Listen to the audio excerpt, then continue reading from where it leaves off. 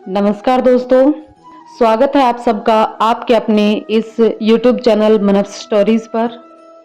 चलिए कहानी शुरू करते हैं। सुमन, एक कप कड़क अदरक वाली चाय पिला दो, बहुत थक गया आज तो। सारा काम खत्म कर थोड़ा कमर सीधी करने की सोच सुमन ने जैसे ही अपने रूम में कदम रखा, उसके पति अजय ने चाय की डिमांड कर दी। सुमन की बिल्कुल हिम्मत नहीं थी कुछ काम करने की, लेकिन जानती थी कि अगर इनकार कर दिया तो अजय नाराज हो जाएंगे, इसलिए हिम्मत ना होते हुए भी रसोई की ओर चल दी। ये क्या बहू, चाय बना रही हो? अपनी आदत के अनुसार ताक झांक करती भुआ जी की नजरों से सुमन कैसे बच जाती। जी भुआ जी, अजय जी के लिए चाय बना रही थी। अजय के लिए बनाने आई तो क्या एक बार बाकी सबसे पूछना उचित नहीं समझा बहू? जानती हो ना आज सब कितना थक गए हैं।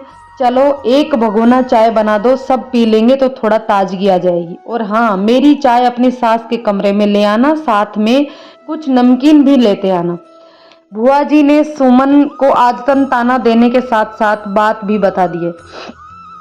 खुद अपनी भाभी यानी सुमन की सास के कमरे में बैठ गप्पे लगाने लगी।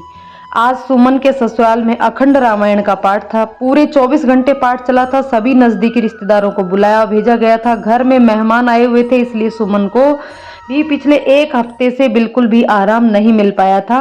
पहले मेहमानों के रहने की व्यवस्था, फिर पाठ की तैयारी में व्यस्त रही। अब कल से दिन भर की भागदौड़ और आज पूरा पाठ संपन्न होने के बाद भी थकी मांदी सुमन के शरीर में बिल्कुल हिम्मत नहीं बची थी कुछ करने की। लेकिन थी तो वह घर की बहू, आखिर कैसे कहती बुआ सास से कि मैं भी थक गई हूँ, मुझे भी आराम चाहिए। तो बस बुझे मन और पनीली आंखों के कोर पहुंच सुमन चाय चढ़ाने लगी। चाय की उबाल के साथ ही जैसे सुमन की यादें भी जैसे उबाल लेने लगी।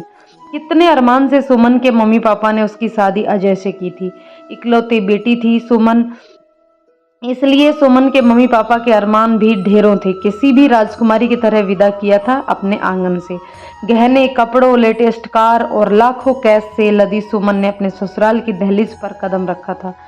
क्यों उदास होती समधन जी, बहू नहीं बेटी बनाकर रखेंगे सुमन को। विदाई के समय रोते बिलखते मम्मी के लिए किसी अमृत से कम ना थे सुमन की सासू माँ के ये दो शब्द। छोटे एकल परिवार से आई थी और ससुराल मिला था संयुक्त परिवार वाला। हर तरह से सुमन सीधी संस्कारी लड़की थी। बड़ों का मान रखना और छोटों को प्यार देना उसके संस्कारों में शामिल था। लेकिन कहते हैं ना, वही वृक्ष काटे जाते हैं जो सीधे होते हैं। वही हाल सुमन का था। सास ससुर देवर ननद के बीच वो बस चक्रघनी बनकर रह गई थी। हर काम के लिए सब सुमन को आवाज लगाते और सुमन सारा दिन बस भागते रहती।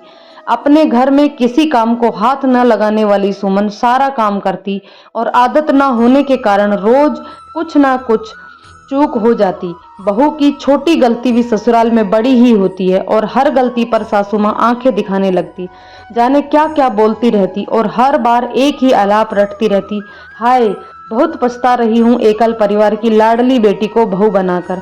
कोई काम ढंग से करना नहीं आता, इससे अच्छा तो संयुक्त परिवार की लड़की लाती। चाय बन चुकी थी तो सबको दे अपनी भुआ सास और सास की चाय ट्रे में ले सुमन उनके कमरे की ओर चल दी। तभी दरवाजे के पास आई ही थी कि सासू माँ की आवाज उसके कानों में आई, जीजी हम तो ठगा गए समझो, ऐसी लड़की को बहू बनकर आई है, क्या बताऊं।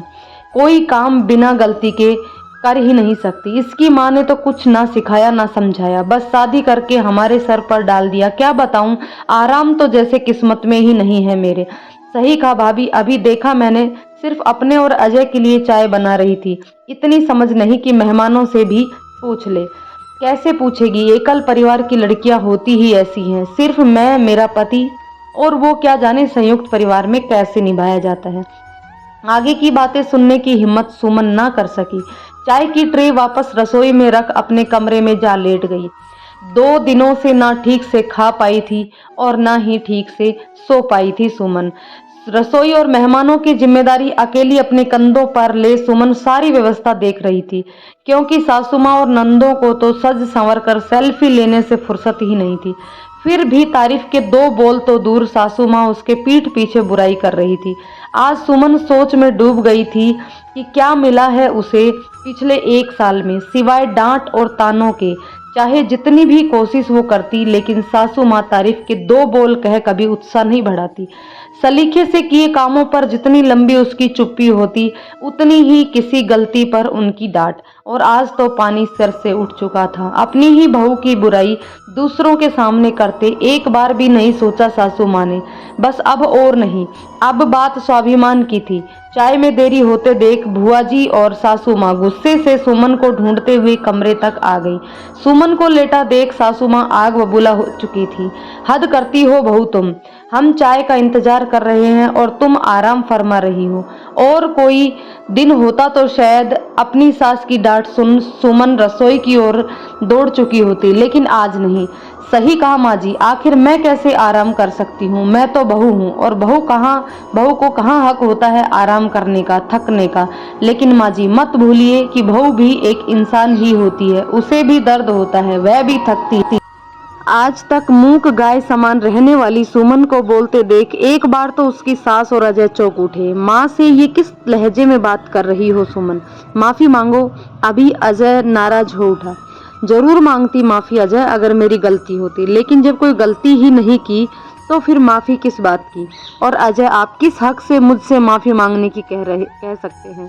आज तक जब भी माँ जी ने बेवजह मुझे डांटा, मेरी छोटी गलती पर भी मेरे संस्कारों पर सवाल उठा दिए, तब तो आप अखबार में घुसे रहते या बाहर घूमने निकल जाते। तब तो आपने कभी माँ जी को नहीं समझाया। अजय बोलना तो नहीं चाहती, लेकिन आज आप भी सुन लीजिए। एक पति के सारे हक तो आपको बखूबी याद है, लेकिन अफसोस जिम्मेदारी कभी याद नहीं रही। सुमन की बातें सुन अजय की बोलती बंद हो चुकी थी। देखा जीजी कैसे जवान लड़ा रही है। यही संस्कार है तुम्हारे बहू? क्या यही सिखाया है तुम्हारी माँ ने तुम्हें, अपनी और अपनी सास और पति की से जुबान लड़ाना? देखा जीजी, एकल परिवार की लड़की लाने का नतीजा बड़ों का तो लिहाज ही नहीं है। बस माँ जी, आज तक आपकी हर डांट, हर तानों को चुपचाप बर्दाश्त किया है मैंने। ये थे मेरे संस्कार जो मेरी माँ ने मुझे सिखाए थे। अपनी माँ समझकर आपकी हर डांट को भूल जाती रही हूँ, लेकिन अब और नहीं, क्योंकि इस घर में मेरी चुप्पी को मेरा कमजोरी समझ लिया गया है। आपको आज तक सिर्फ मेरी गलतियां नजर आई हैं, लेकिन मेरा उत्साह नहीं, मेरी लगन, मेरी मेहनत नहीं। और रही बात एकल परिवार की बहू लाने की, तो इसका एकमात्र कारण भी सिर्फ मेरे पिता की संपत्ति ही है। क्यों, सही कहा ना मैंने? माँ जी, आज एक बात स्पष्ट कर दूं कि अगर मेरी माँ ने मुझे बड़ों की इज्जत करना सिखाया है, तो अपने आत्मसम्मान के लिए आवाज उठाना भी सिखाया है। इसलिए अब और नहीं माँ जी। सुमन को अपने हक में आवाज उठाता देख बुआ जी और सासू माँ ने कमरे से निकलने में ही अपनी भलाई समझी। दोनों समझ चुकी थी कि तानों का जवाब सुमन अब देगी और बहू होने के अपने हक को भी लेगी।